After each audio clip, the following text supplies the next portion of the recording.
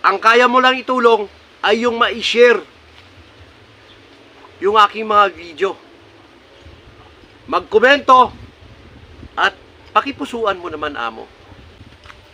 Sa pagtulong, iba't ibang klase ang pamamaraan. Ako, yung pagtulong ko sa kapwa ko malilit na sabungero ay yung maibahagi, yung kunting kaalaman ko about conditioning tips. Para sa iyo yan. Hindi na para sa akin.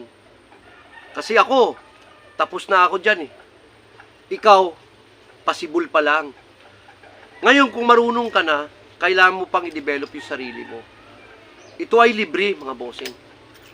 Alam nyo mga idol, 1,000 po ang nagmi-message sa akin sa Messenger, nagtatanong about conditioning tips. Turuan ko raw sila. Nagtataka naman ako sa nagtatanong, tayo ay nag-upload ng video araw-araw. Siguro 3 times a day. Every day. 5 times a day pa. Every day. Na mga ina-upload natin is about conditioning tips. Kaya hindi tayo masyadong natututo, kaya mabagal tayong matuto, kasi nga, sa sarili pa lang natin, ultimo manood, ay tamad na tayo. Kaya kung ano lang yung meron tayo, yun na lang yung alam natin.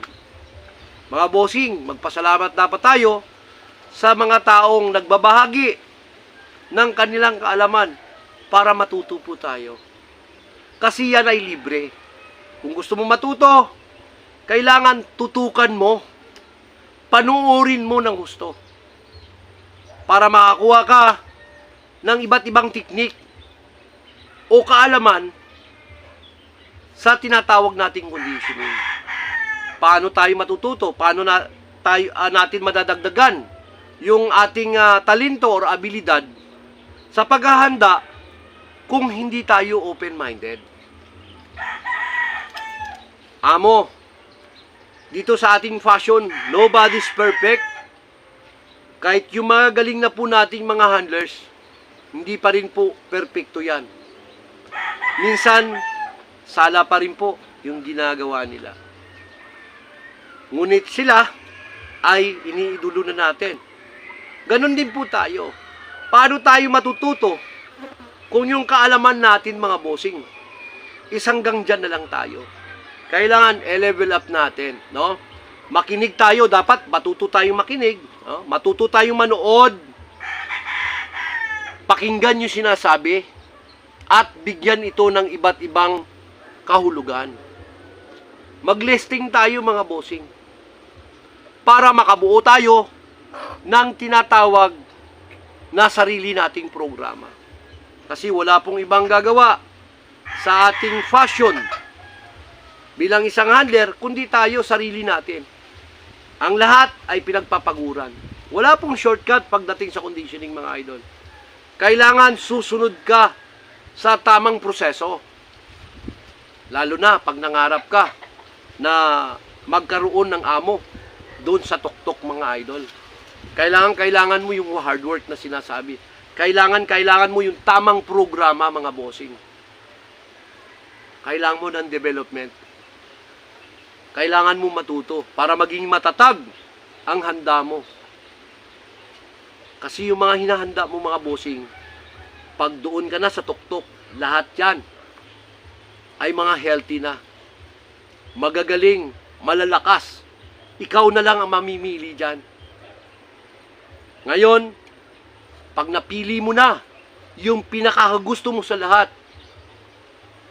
doon naman papasok yung experience mo about sa conditioning. Patibayin mo. Kaya nga, naririnig natin lagi sa mga idol natin, kailangan i-develop mo yan. Para maging malakas palalo, para maging matibay palalo, para mas maging magaling palalo. Kasi ang mga bossing, kung galing lang ang asahan natin, kaya po tayong talunin ng matibay. Kaya kinakailangan, yung alaga mo, magaling na, matibay pa.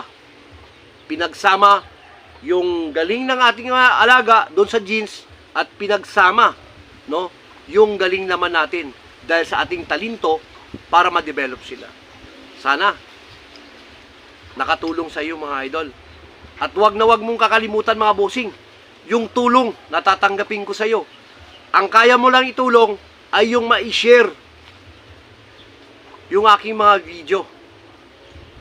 Magkomento at pakipusuan mo naman amo. Para nakatulong ka na rin sa kapwa mo maliliit na tulad ko rin. God bless!